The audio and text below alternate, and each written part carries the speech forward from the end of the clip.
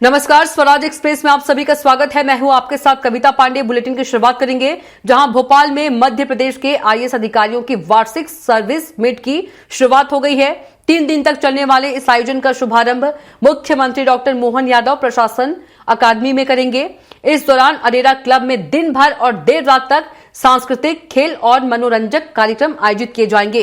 इस service meet में सहायक कलेक्टर से लेकर मुख्य सचिव स्तर तक के अधिकारी शामिल हो रहे हैं। साथ ही सेवानिवृत्त आईएएस अधिकारी और उनके परिवारजन भी इस आयोजन का हिस्सा बन रहे हैं।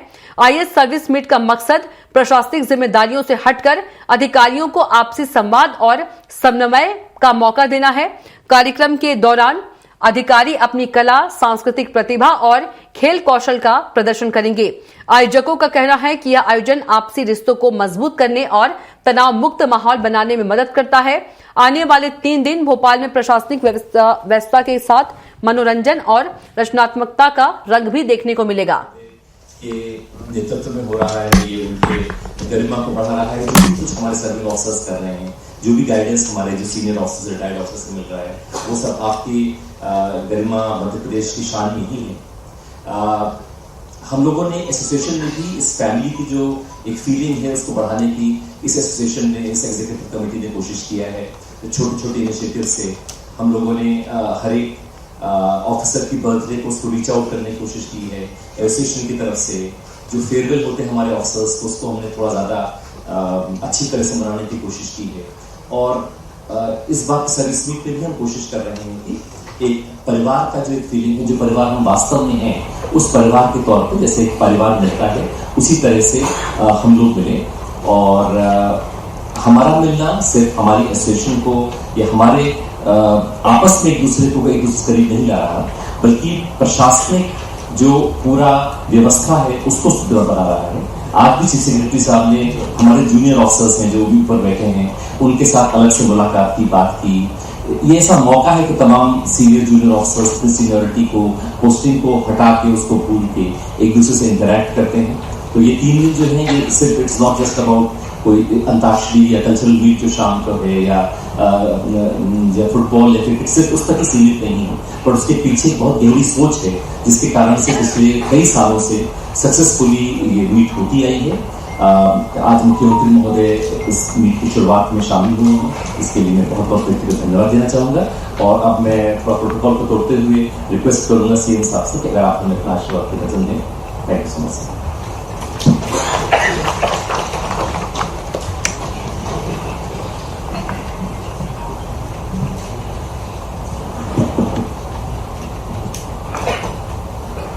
आईएएस सर्विस मीट के शुभारंभ के अवसर पर विराजमान हमारे सीएस माननीय बागबेन जी, एसीएस माननीय मनु श्रीवास्तव जी, सीईओ पॉलिसी बाजार माननीय सरबीर सिंह जी,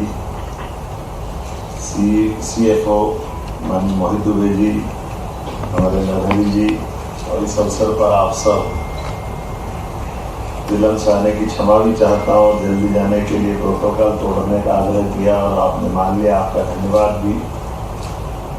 मैं जिनके सामने बोल रहा हूँ, मैं बड़े गर्व और गौरव के साथ बोल रहा हूँ कि वैसे ये आईएएस एसोसिएशन हमारी आज़ादी के बाद यशस्वी तत्कालीन उप प्रधानमंत्री श्रीमान सरदार वल्लभ भाई पटेल की बहुत दूरगामी और कई प्रकार के अनुभवों के बाद ये जो रचना बनकर आई है, जिसके कारण से दुनिया का सबसे बड़ा लोकतांत्रिक देश दुनिया के सामने एक अद्वितीय मॉडल के रूप में खड़ा है, तो उसमें बहुत बड़ा योगदान आप लोगों का है। मैं आप लोगों को नहीं देना चाहता। राजनीति में जनता के द्वारा, जनता के लिए चुनी गई सरकार और सरकार के आधार पर लिए गए निर्णयों का परिपालन के बलबूते पर देश की दिशा दशा बनाने के लिए कितनी चुनौतियां होती होगी आप लोगों की मैं समझ सकता हूँ। कहने के लिए सरकार के निर्णय होना चाहिए, होते भी, लेकिन ऐसी अंतर विरोधों के बाद भी एक लाइन सतत देश को आगे बढ़ाने की जो होना चाहिए, उसके लिए अपने आप पे दाव पे लगा करके कोई काम करता है तो वो हमारे तमाम आप जैसे भारतीय प्रशासनिक सेवा के लोग हैं, मैं आपको बधाई देना चाहता हूँ। इस नाते इतना विशाल देश, इतनी विविधता, इतने प्रकार की चीजें, और उसके अंदर उस मूल भाव के आधार पर जिस कारण से हमारा ये सर्विस का एक नया सेक्टर खड़ा हुआ है। ये बात सही है कि शुरू में आजादी के बाद जब राजा महाराजाओं से सत्ता प्रजातंत्र की ताकत में बदला, तो शुरू के 10-5 साल तो समझ ही नहीं पाए कि ये वाकई मॉडल काम करेगा कि नहीं करेगा, कैसे करेगा, क्योंकि वो पद्धतियां ऐसी थी जो राजा महाराजाओं से लॉन्च होता था तो उनके आधार पर दिशा दशा बदल जाती थी। तो कई बार तो एक आध उदाहरण अपने प्रदेश का भी बना कि वापस उस दौर में जाने का सपना लोग देखने लगे।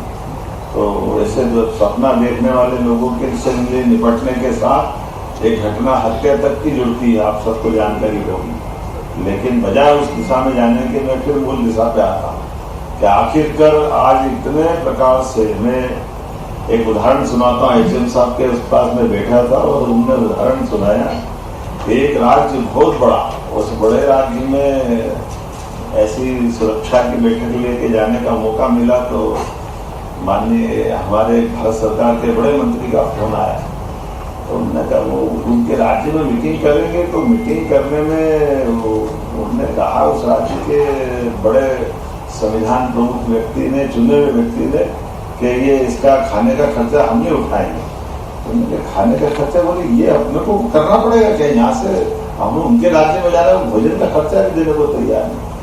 तो HM साहब ने कहा कि हाँ वो ऐसे ही टेढ़े, आपको तो आपके काम नहीं कर जाओ और वापस आ जाओ, वहाँ तो ऐसे ही चलेगा। अब इससे अंदाज लगा लो कि 10 लोगों की अगर मीटिंग हो रही है, 10 लोगों की मीटिंग के अंदर भी अब क्या भोजन में क्या कितना फर्क पड़ जाएगा। लेकिन ये जो स्थानीयता की जो भावना की पराकाष्ठा जब होती है, उससे बाहर ही नहीं आता है कि ये हमारे सिर पे क्यों आ गया, हमारा राज्य, हम जो करेंगे वो करेंगे।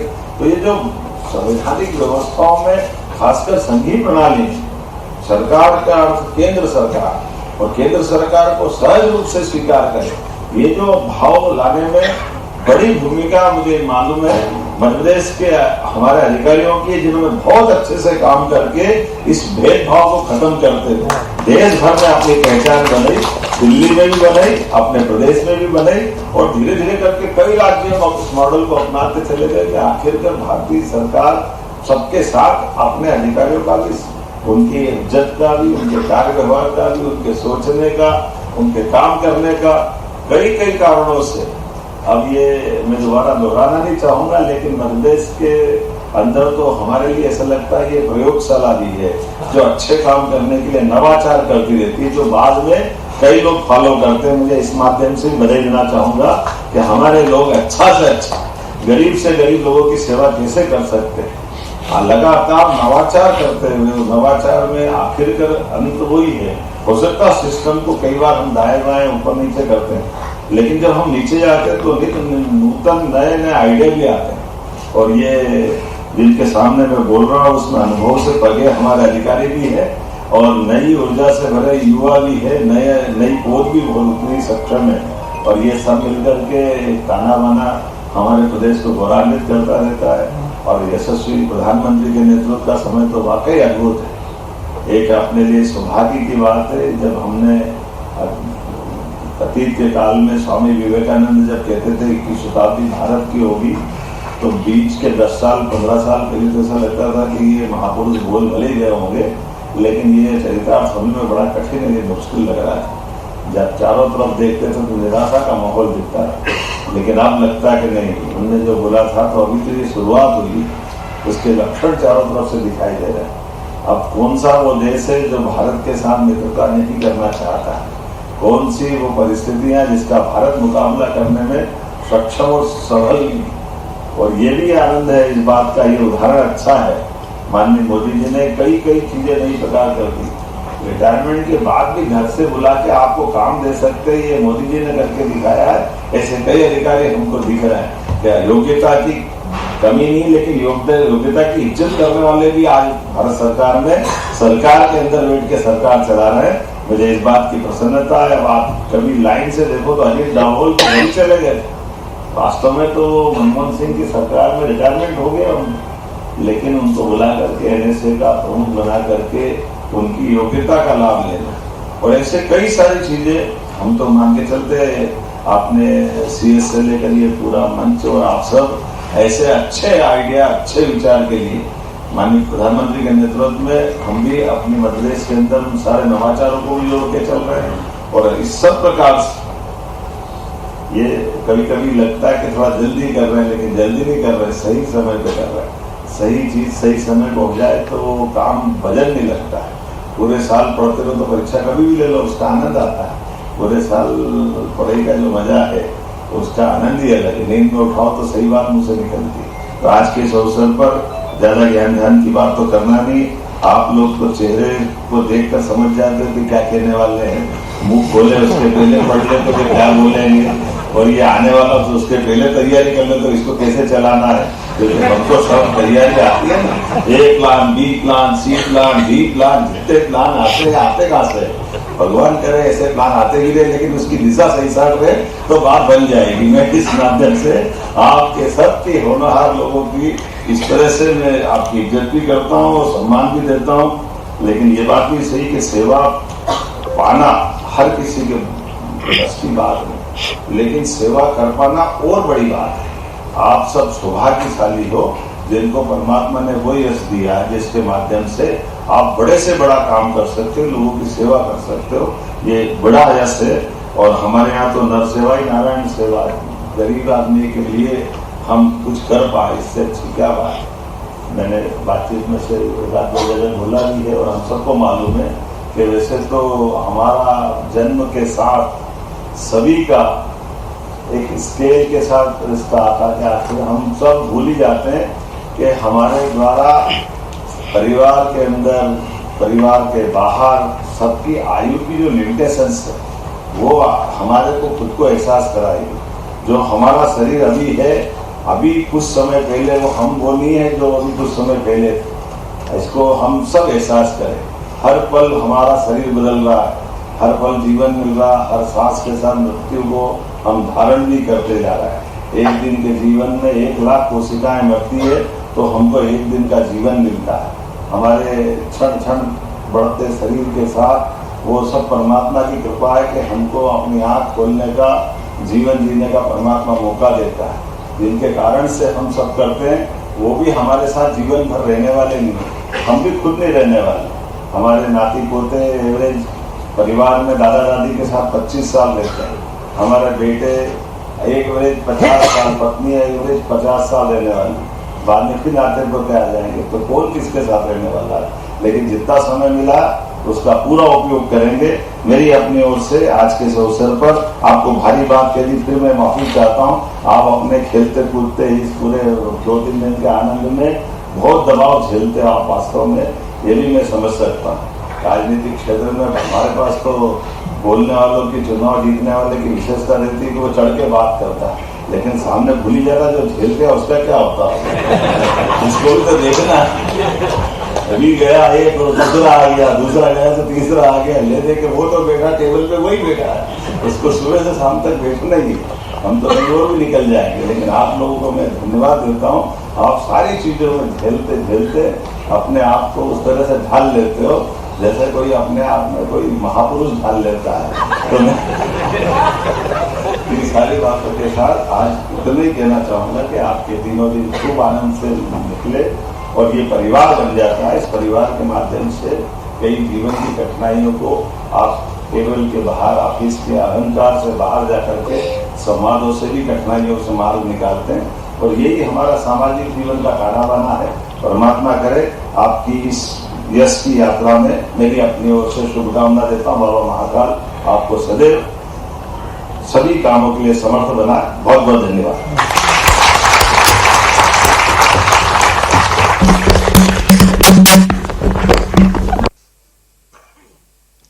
इंस्पायरिंग वर्ड्स के लिए बहुत बहुत धन्यवाद। आपका विश्वास और आपका नेतृत्व हमें मार्गदर्शन देता है। अभी मैं अनुरोध करूंगी श्री पी नरहरि, अध्यक्ष आयोजक समिति से, कि वो अपना वोट ऑफ थैंक्स करें।